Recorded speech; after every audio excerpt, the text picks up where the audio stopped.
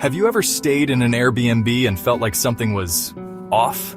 Like the house had secrets it wasn't ready to share? That's exactly what happened to a woman named Emily. Emily was traveling for work and booked a charming little cottage in the countryside. The photos looked perfect, cozy, quiet, and surrounded by nature. But when she arrived, something felt wrong.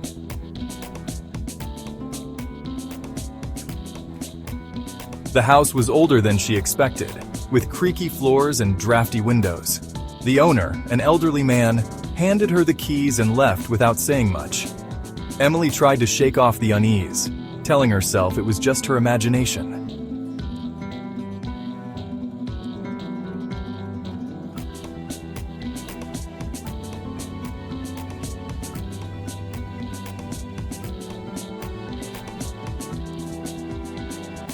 But that first night, she heard it. A faint knocking, coming from somewhere inside the house.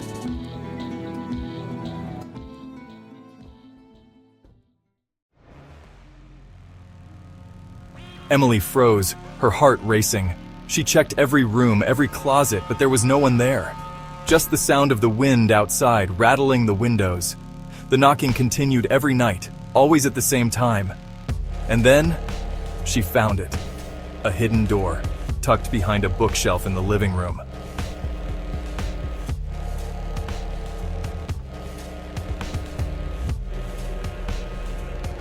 Emily hesitated, her hand trembling as she reached for the handle.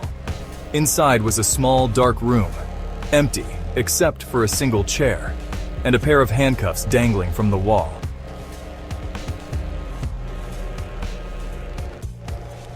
Emily slammed the door shut and called the police. But when they arrived, the room was gone. The bookshelf was bolted to the wall and there was no sign of a hidden door. The owner denied everything, claiming Emily must have been dreaming. But she knows what she saw. And sometimes, late at night, she still hears the knocking.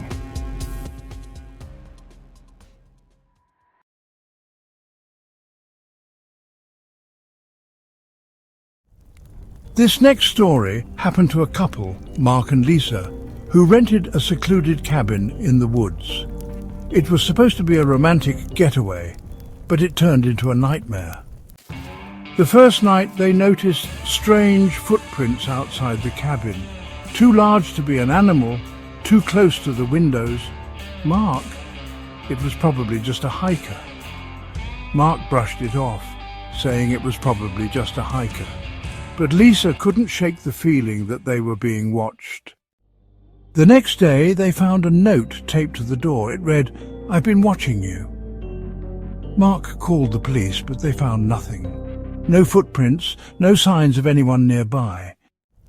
That night they heard it, a voice whispering outside their window. Lisa screamed and Mark grabbed a flashlight, running outside. But there was no one there, just the trees swaying in the wind. The next morning, they packed their bags and left. But as they drove away, Lisa looked back and saw a figure standing in the woods, watching them. They never went back. But sometimes, Lisa swears she can still hear the whispers, and she wonders who was watching them and why.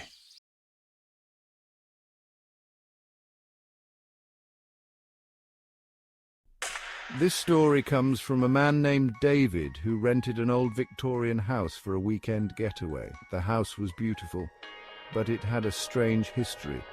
The previous owner had disappeared without a trace. David didn't think much of it until the first night. He was brushing his teeth when he saw it, a figure standing behind him in the mirror. David spun around, but there was no one there, just the empty bathroom. The next day he found a journal in the attic. It belonged to the previous owner, filled with entries about a stranger who would appear in the mirrors. That night, David saw the figure again. This time it was closer. He could see its face, and it was smiling. David left the house that night, vowing never to return. But sometimes, when he looks in the mirror, he swears he can still see the stranger, watching, waiting.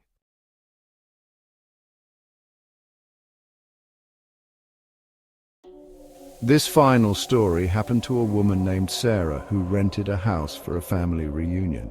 The house was perfect except for one thing. The basement was locked. The owner said it was just storage, but Sarah couldn't shake the feeling that something was down there the first night she heard it. A faint scratching coming from the basement door. Sarah tried to ignore it, but the scratching continued every night, and then she found the key. The basement was dark and damp, filled with old furniture and boxes, but in the corner there was a cage, and inside was a child's toy. Sarah left the house that night, her hands trembling as she called the police. But when they arrived, the basement was empty. No cage, no toy, no sign of anything unusual. The owner denied everything, claiming Sarah must have been imagining things, but she knows what she saw. And sometimes, late at night, she still hears the scratching.